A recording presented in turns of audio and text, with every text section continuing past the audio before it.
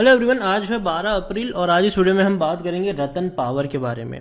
देखिए, penny stock है, ये पावर सेक्टर से जुड़ा हुआ है और पिछले कुछ सालों में हमने जिस तरीके से तेजी देखी है पावर सेक्टर में, तो हर कोई पावर कंपनी के शेयर जो छोटे छोटे भी थे वो भी भागना शुरू कर दिए। और मैंने बहुत पहले से कहा था कि देखो, जो छोटी कंपनियां दौड़ रही है, चाहे वो जेपी पावर हो, रतन पावर हो, रिलायंस पावर भी क्यों ना हो, इन सब में लॉन्ग टर्म में ग्रोथ नहीं है। ये सारे शेयर्स जो है वो शॉर्ट टर्म के हैं। तेजी आएगी, नीचे वापस गिरावट आएगी, तेजी आएगी, वापस गिरावट आएगी।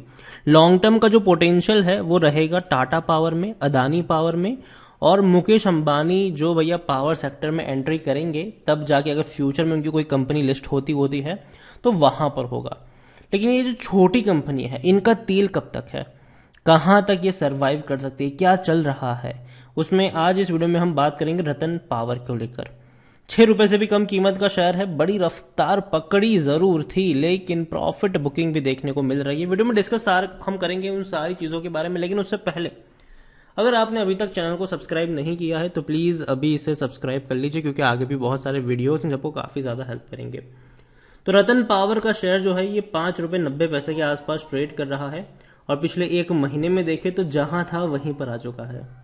इस बीच तेजी आई, गिरावट आई, तेज है। 1 रुपए का प्राइस रेंज जरूर है, लेकिन एक साल की अगर हम बात करें तो पिछले एक साल में रतन पावर में 126% का ग्रोथ है। जैसे कि मैंने कहा कि पिछले 1 डेढ़ साल में जो छोटी छोटी पावर कंपनियां हैं वह उसने भी आग उगली है। लेकिन चार्ट अगर आप देखो तो पिरामिड है, यहां पर तेजी आई, टूट गया भैया। हैवी करेक्शन भी देखने को मिले, आधे से भी ज्यादा टूटा था ये। 9.5 रुपए से टूट कर ये आया था सीधा 3.5 रुपए पर, वापस भागना शुरू किया, 8.5 पे गया, वापस टूट कर ये नीचे आया, फिर वापस ये भागने की कोशिश जरूर अब कर रहा है।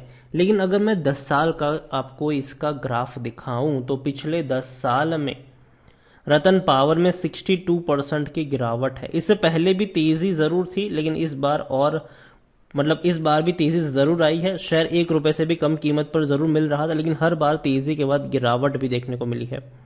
स्मॉल कैप शेयर है ये, 3,190 करोड़ के आसपास का इसका मार्केट कैप है। वॉल्यूम बहुत हाई है इनके, 95 लाख के वॉल्यूम से एनएससी में और बीएससी में भी तकरीबन 40 लाख के वॉल्यूम्स हमें नजर आ रहे हैं। इतना ही नहीं, अगर हम बात करने जाए रतन पावर को लेकर तो देखो, डेफिनेटली इस कंपनी ने पिछले क्वार्टर में 104 करोड़ का मुनाफा जरूर कमाया था। उसका रीजन ये था कि कुछ पेमेंट्स जो इतने सालों से पेंडिंग थी वो इनको एक ही झटके में मिल गई, और यही वजह थी कि कंपनी ने पिछले क्वार्टर में 104 करोड़ के आसपास का प्रॉफिट इसने कमाकर दिखाया था। ठीक है, लेकिन इससे खुश होने की जरूरत नहीं है, क्योंकि लगातार अगर हम ओवरऑल देखें तो कंपनी लॉस में रहती है।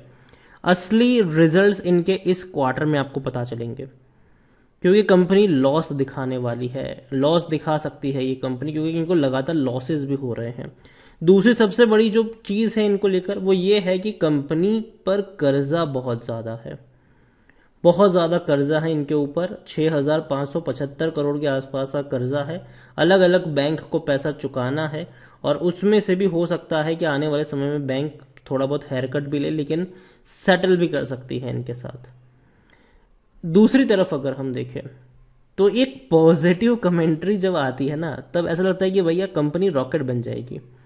रतन इंडिया पावर एक्सपेक्ट कर रहा है कि आने वाले 2 सालों में कंपनी कर्ज मुक्त बन जाएगी, डेट फ्री बन जाएगी। 1 रुपए का भी कर्जा इनके ऊपर नहीं रहेगा, लेकिन भैया वो तो आने वाला वक्त ही बताएगा।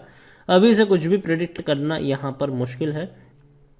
एफआईएस के पास 0.17% की होल्डिंग है, बड़ी होल्डिंग एफआईएस ने बेची है जो पहले 0.26% थी। म्यूचुअल फंड है ही नहीं, और इंश्योरेंस कंपनी 0.42% की होल्डिंग है जो पहले 0.45% की थी। मतलब बिकवालियां चल रही है यहां पर हर किसी की तरफ से। और एक और बुरी चीज है कि प्रमोटर की 88% से भी ज्यादा की होल्डिंग गिरवी पड़ी हुई है। लेकिन surprisingly highest public share holder में आदित्य बिरला है यहां पर। आदित्य बिरला एआर से लिमिटेड 10.37% की होल्डिंग है उनके पास, जो वाकई में सरप्राइज है। रतन पावर के अगर बारे में अगर हम देखें तो 100% लोग कहते हैं खरीदो, 100% लोग। और यहां पर आप देखो तो रेवेन्यू लगातार टूट रहे हैं। 2055 करोड़ के रेवेन्यू 1500 करोड़ तक पहुंच चुके हैं और हर साल रेवेन्यू कम हो रहे हैं। जहां तक बात करें प्रॉफिट्स की, कंपनी लगातार लॉसेस में है। इवन फाइनेंशियल ईयर 2021 में कंपनी ने 940 करोड़ का लॉस दिखाया था। 2020 में लगा कि चलो यार कंपनी प्रॉफिट में आ रही है, 165 करोड़ का प्रॉफिट दिखाया इसने, लेकिन फिर भी जो एक्सपेक्टेड था वही हुआ, वापस लॉस दिखा दिया इन्होंने। रतन पावर में देखें तो खरीदारी का सही मौका है, क्योंकि शेयर ओवरबॉट जोन में नहीं है, ये कहना है टिकर टैप का, मेरा नहीं है ये कहना। लेकिन रेड फ्लैग है, प्रमोटर की बहुत सारी होल्डिंग गिरवी भी है, अच्छा डिविडेंड भी पे नहीं करा है, और ना ही इसने लॉन्ग टर्म में आपको बैंक एफडी जितना भी पैसा बना कर दिया है।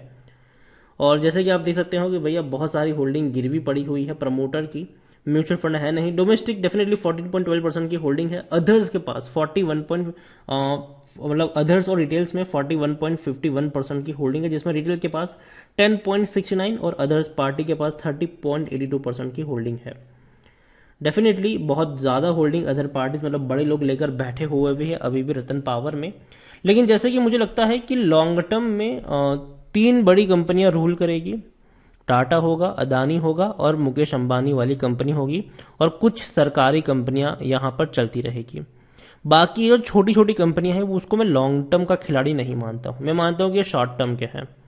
इसमें एक वक्त आएगा जब ये रफ्तार दिखाएगा, तेजी पकड़ेगा, वापस ये जो तेल है वो खत्म होगा, वापस नीचे आएगा, वापस तेज आएगी, वापस गिरावट आएगी।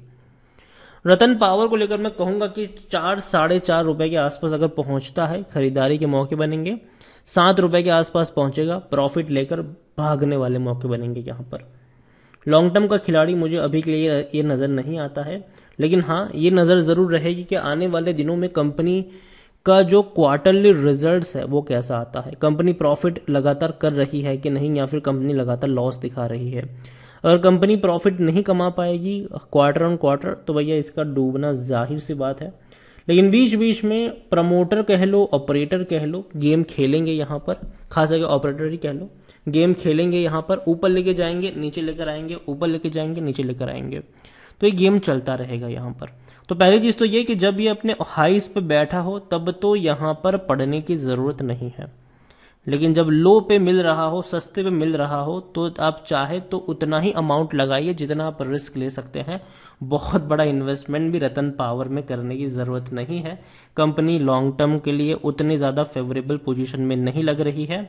और आने वाले दिनों में जिस तरीके से कर्जा है इस कंपनी के ऊपर, कंपनी कोशिश भी कर रही है अपने डेट रिस्ट्रक्चर को लेकर, देखते हैं कि क्या आउटकम निकल कर आता है उसका। लेकिन ओवरऑल मेरे हिसाब से 4-4.5 रुपए के आसपास के लेवल का इंतजार करना चाहिए।